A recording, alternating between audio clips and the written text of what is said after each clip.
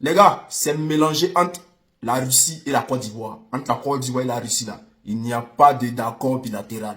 Et normalement, cet accord-là devrait être signé en 2022 là-bas. Mais quand la Russie a commencé à soutenir l'AES, là, Draman Ouattara, ça a pété dans sa tête. Il a décidé de ne plus signer. Il a fait traîner jusqu'à aujourd'hui, là. Il n'y a pas d'accord.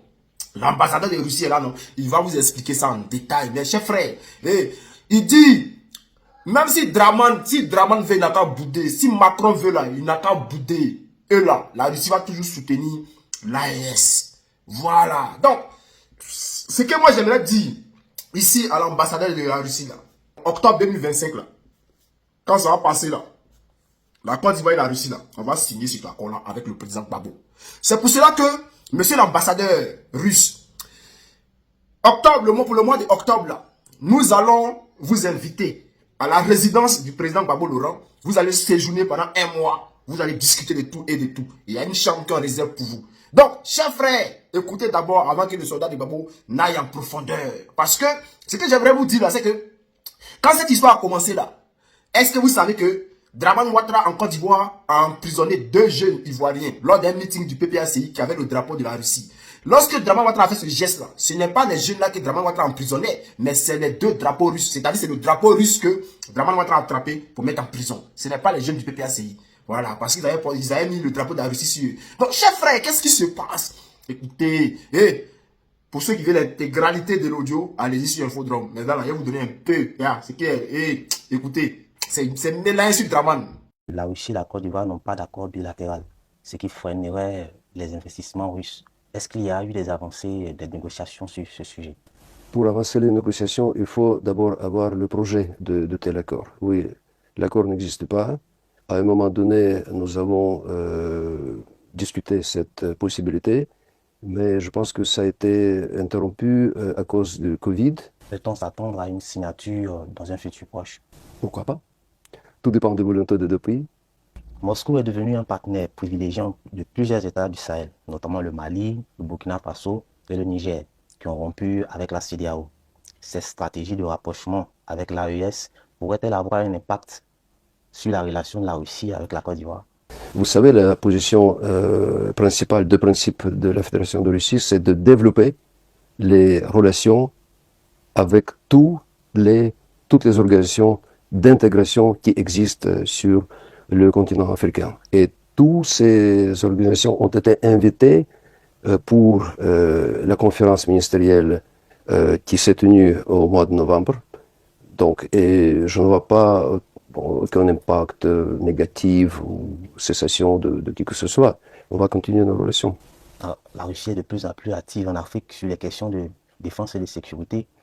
Y a-t-il des discussions pour un éventuel partenariat sécuritaire avec la Côte d'Ivoire? Nous avons fait des propositions à votre ministre de tutelle et espérons que la partie ivoirienne prenne en considération ce que la Russie pourrait donner, pourrait proposer à votre pays, et ça va, j'en suis sûr, donner des résultats dans le futur immédiat. Alors, Excellence, la présence de groupes russes comme Wagner en Afrique suscite des interrogations. Quel rôle joue exactement la Russie dans ce domaine? Il n'y a plus de groupe Wagner, donc cessons de parler de ça. Et il y a la coopération qui se développe entre les gouvernements des pays avec les instructeurs militaires du ministère de la Défense de la Russie, suivant les besoins et les demandes de ces gouvernements africains. La France accuse la Russie d'encourager un sentiment anti-français en Afrique de l'Ouest, la Côte d'Ivoire étant un allié stratégique de Paris. Est-ce que cela complique votre mission ici? Cette question doit être posée pas à moi, mais à quelqu'un d'autre qui pourrait vous répondre. Et bon, moi, je ne veux pas d'inconvénients ou de quelques obstacles dans mes fonctions de l'ambassadeur de Russie. En clair, est-ce que la Russie soutient les pays de l'AES? Bien sûr, nous soutenons les pays de... maintenant, c'est la Confédération d'ailleurs. On soutient toutes les organisations de l'Afrique qui s'occupent de l'intégration. Il n'y a rien qui puisse empêcher de développer des relations. Alors, certains estiment que Moscou tente de diviser l'Afrique de l'Ouest en soutenant l'AES. Que répondez-vous à cela?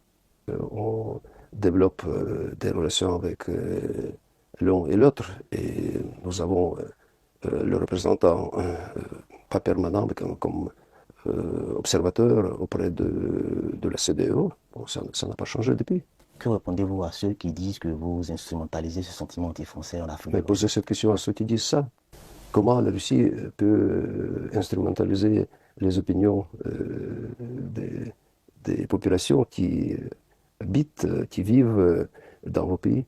Je ne vois pas de liaison directe, ni indirecte d'ailleurs. Lors du sommet Russie-Afrique, Moscou a annoncé des livraisons gratuites de blé, de céréales à certains pays africains. La Côte d'Ivoire pourrait être concernée par cette décision. Nous attendons la demande du gouvernement ivoirien. Cette demande sera considérée.